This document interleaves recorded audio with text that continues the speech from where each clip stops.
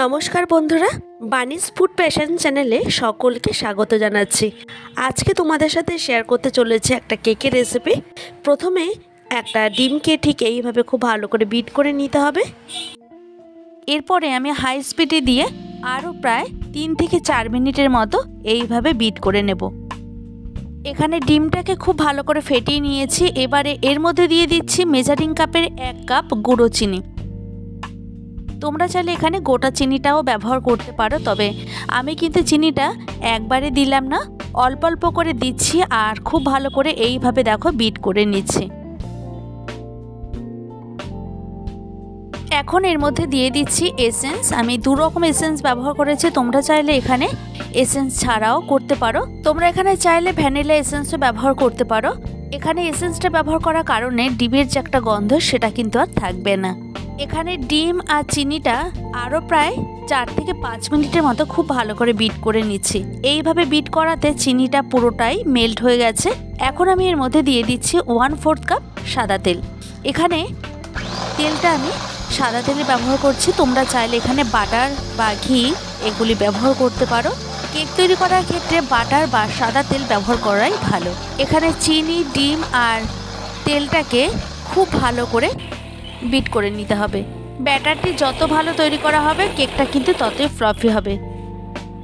ব্যাটারটি একটু ঘন মনে হচ্ছে, তাই অল্প অল্প করে দুধ দিয়ে একটা স্মুথ ব্যাটার তৈরি করে নিচ্ছি। তারপরও আবারও ভালো করে বিট করে নিলাম। এখন এর মধ্যে একে একে শুকনো উপকরণগুলিকে দিয়ে দেবো। দিচ্ছি এখানে মেজারিং কাপের 1 কাপ ময়দা। ময়দাটাকে এখানে চেলেই ব্যবহার করছি। এর আগেও আমি অফ ক্যামেরায় 2 বার চেলে নিয়েছিলাম।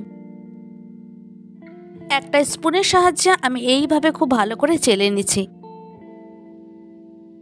এখন আমি এর মধ্যে দিয়ে দিচ্ছি 2 টেবিল চামচ গুঁড়ো দুধ। গুঁড়ো দুধটা দেওয়ার কারণে খেতে কিন্তু খুব ভালো হবে। ঘরে সবসময় গুঁড়ো দুধটা নাও অ্যাভেলেবেল থাকতে পারে, সেক্ষেত্রে লিকুইড দুধ দিয়েও তোমরা ব্যাটারটিকে কিন্তু তৈরি করে নিতে পারো। এরপরে সমস্ত উপকরণগুলিকে আরও প্রায় 2 মিনিটের মতো খুব ভালো করে বিট করে নিচ্ছি।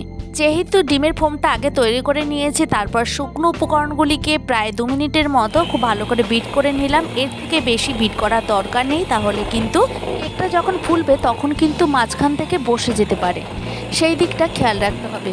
তো আমি এখানে দেখো সমস্ত উপকরণগুলিকে খুব ভালো করে বিট করার পর একদম শেষে ব্যবহার করছি বেকিং পাউডার 1 টিস্পুন আর দিয়ে দিচ্ছি 1/2 টিস্পুন বেকিং সোডা। সমস্ত কিছু আমি খুব ভালো করে চেলে নিয়ে তারপর খুব ভালো করে মিশিয়ে নেব। এখানে চাইলে তোমরা নুনটাও ব্যবহার করতে পারো, তবে আমি নুনটার ব্যবহার করছি না। এখন সমস্ত উপকরণগুলিকে একটা স্প্যাচুলা দিয়ে এইভাবে খুব ভালো করে দেখো মিশিয়ে নিলাম। এখানে আলতো হাতে ব্যাটারটিকে আমি তৈরি করে নিচ্ছি।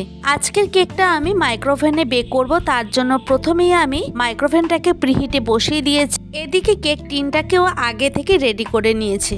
প্রথমে তেলটাকে গ্রিস করে নেওয়ার পর কিছুটা ময়দা গুঁড়ো ছড়িয়ে কোটিং করে নিয়েছি। এরপর ব্যাটারটিকে ঢেলে দিলাম কেক টিনের মধ্যে। এখন এইভাবে একটু ট্যাপ করে নিচ্ছি। এখন কেক টিনটাকে মাইক্রোওভেনে বসিয়ে দেব। ফিরে আসলাম 35 মিনিট পর। এবার কেকটাকে একটু চেক করে নেব। একটা টুথপিক আমি কেকের মধ্যে ঢুকিয়ে এবারে উঠিয়ে দেখাচ্ছি, দেখো পুরো ক্লিন এসছে, তার মানে আমার কেকটা কিন্তু পুরোপুরি রেডি। এরপর কেকটাকে তৈরি করে নিয়ে তোমাদের সামনে ফিরে এলাম। দেখতেই পেলে খুবই অল্প সময়ে ঘরে থাকা কিছু উপকরণ দিয়ে ঝটপট তৈরি করে নেওয়া যায়। এছাড়া বাচ্চাদের স্কুলের টিফিন বক্সে আমরা কিন্তু এটা খুব সহজে বানিয়ে নিতে পারি। যদি আমার চ্যানেলে এই ধরনের আরও নিত্য নতুন ভিডিও দেখতে চাও তাহলে অবশ্যই কমেন্টে জানাতে পারো। ভালো লাগলে লাইক, কমেন্ট, শেয়ার করার অনুরোধ রইল। আবার দেখা হবে নেক্সট কোনো ভিডিওতে। ভালো থাকবে প্রত্যেকেই, আর তোমরা সবাইকে ভালো রেখো। আমার সঙ্গে এভাবে থাকার জন্য তোমাদেরকে অসংখ্য ধন্যবাদ।